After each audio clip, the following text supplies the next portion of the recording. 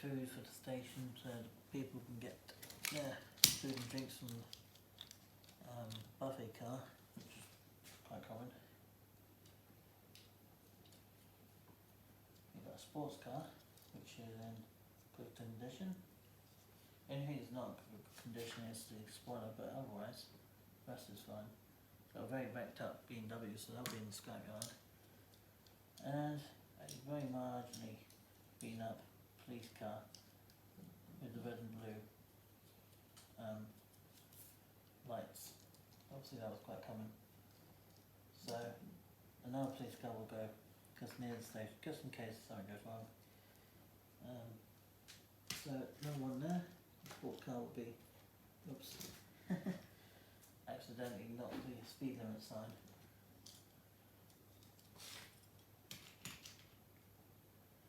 Which was not what's supposed to happen, but don't worry. We'll sort that out. I'm going to talk to you guys shortly, just putting the 5 miles an hour back in.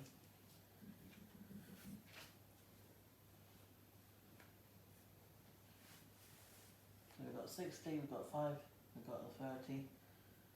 So it means you have to slow down to the 30 at some point, and then you have to slow down to the 5, and out it will be 60. Further up that would be a 40, I guess. Right till the end of the track. Right. We're about to reach an hour. Okay guys, I am going to show you some bits now. I'm going to tidy up and I'm going to have a swig of my drink, which is Cherry and Glitterberry J2O. They're very friendly. I don't drink anything that's unfriendly on this channel.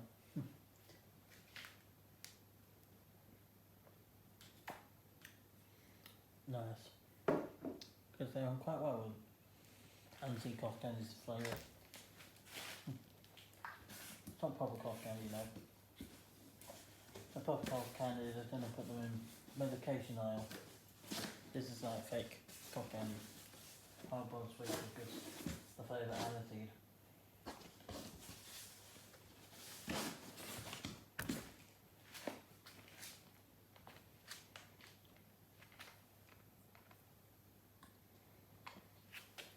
So I'm going to take you off the tripod now. See if I can able to drag you around at least a little bit of it.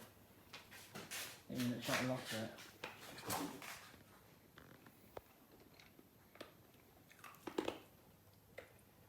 Down here where that twig is, just there, is the speed limit for 5 miles an hour.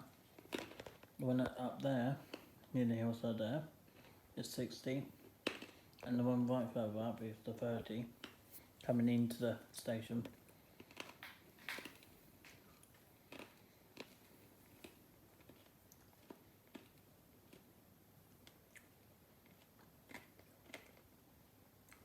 It's the speed limit going in or out on the station. That's when it's going out. Coming in is the 30, going out will be the 60. The 5 mile an hour is limit to the station area. My words are going funny. The 5 miles an hour is specifically for the station area because the amount of cars coming in and out of the station and the platform area when the trains are coming in and out. But line 2, which I'm still busy putting back into place, will hold some very unusual looking locomotives. Could be an antique one, could be pump trolley. That would be funny. When those pump trolleys where the two guys just sort of move, pumping their muscles up and down while they're moving the little motor. And it's a gimmick. It's a very funny gimmick thing. Same as there's a train, there's a model train that it's actually powered by the fan. It blows it around on the way out. It's crazy, but it's funny. I'm gonna have to get those sometime as a gimmick thing and just run them things like on my birthday or the Skyler special on the 28th of May. That's when I might film like. That's when I film things like that on a specific time of the month and time of day as well. Same with the Triumph Blue Pullman as well, which I do own. I need to get a new motor for it though. But if I got another one,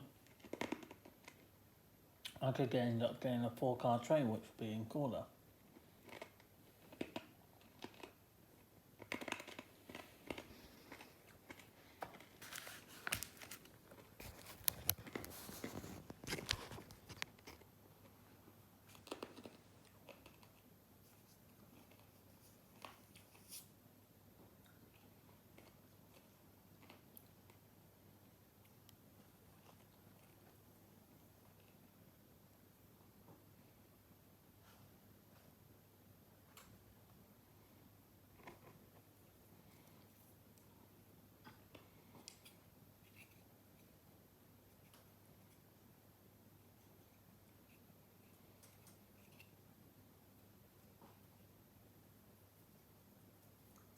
Am I going to sit on the table for today's video? Probably not, no. I'm only doing that for sections of the that where they need to be. But otherwise, I'll be off the table for the most of the time today. There'll only be sections that I really need it, but hopefully I won't need to do that today.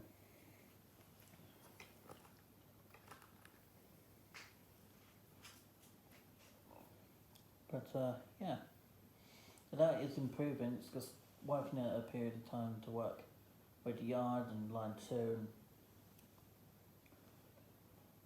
and pardon me. But yeah, as I said, there's going to be new sections to this now, which I'm not fully how to approach that yet, but I'll certainly look into it. But yeah, I'm hoping, as I said before, I'm hoping to keep my YouTube life going with my training stuff, my game stuff. I am a gamer, not a stream gamer, but I am a gamer, which I do post on my second channel, which is called GTA 5 Gameplay. As I said, links will be down in the description if you want to check my game channel out. I do post games on there quite a lot. I'm posting a bunch more gamer videos. Well, I'm posting a bunch of new games, with even new parts to the game, to the games I have played, but I haven't played all the way through yet. So, you know. So once Friday's here, I'm going to be filming for 2 hours on Days Gone, so that would be good. Film on a game for a while, so it'd be nice to do the odd day when I'm not filming trains, but I won't be filming it at the weekend. It's basically Monday to Friday filming trains, and a very odd occasion playing video games on my second channel. That might change towards the end of next month, the end of next year more likely, because I wanted to reach a certain point with the Heritage Line, which I own, not the real thing, the model version of it, which is what this is my layout, and I'm basing my layout on a Heritage Line and one specific one, which is called Bodmin and Vintage Railway. So I'm basing my model railway off that Heritage Line. Obviously all the locos I do buy, they are mine, I do own them, but I'm going to pretend they're all on loan, right? But I really know I've bought these without my own money, so I'm just going to pretend all the trains that I bought actually tend to be on loan, so that'll be interesting. So yeah, that's what they did in Hydrogen was they borrowed a certain amount of trains each time when, say, the Flying Scotsman came down for a month, or Stevenson's Rocket. I still haven't. I was glad I couldn't see that because I was at college that year when it came over. Oh, so annoying. Really wish I saw that, but couldn't because I was at college to working, which turned out was a complete waste of time to go into college.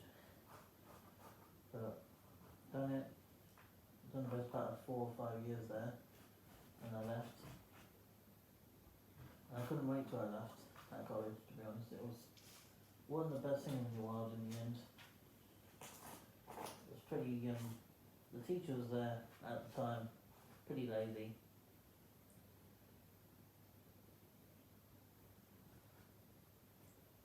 And I mean, while we were doing lessons at college, this is something I have discovered through being at Pathfinders, and then I broke up a few years later on.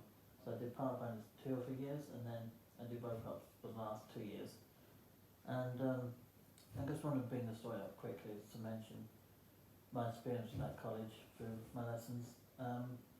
Basically, when we had lessons, it was basically an hour long each lesson, and then we had break time, and then we had another hour and a quarter lesson, and then the lunchtime break came around. It was an hour and a half.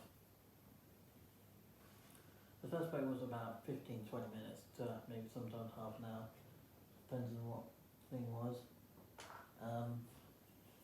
So yeah, we had 3 breaks during the whole day. 1 in the morning, 1 at lunchtime, and then 1 right near the end of the day. So it's basically just because obviously the starting day, right? I used to get up at 5:30 every morning, gone to college about, left here around, I think, 5:45, not 5:45, 5:45, and that's really early, but I think occasionally we'd gone off from 6:30 to 7, and it was still pitch black outside, and some mornings we got the, if we actually got places on time, we would occasionally stop somewhere to have breakfast with my taxi driver.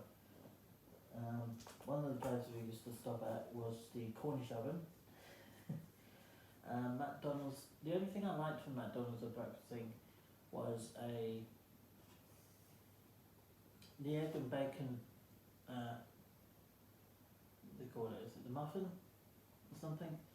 Something like that, which is really nice, but yeah, it's not exactly ideal. I mean, you've been up for several hours and your body's like being able to keep yourself awake because there's more food, but it's also a great way to put more weight on, which at the time I didn't seem to mind.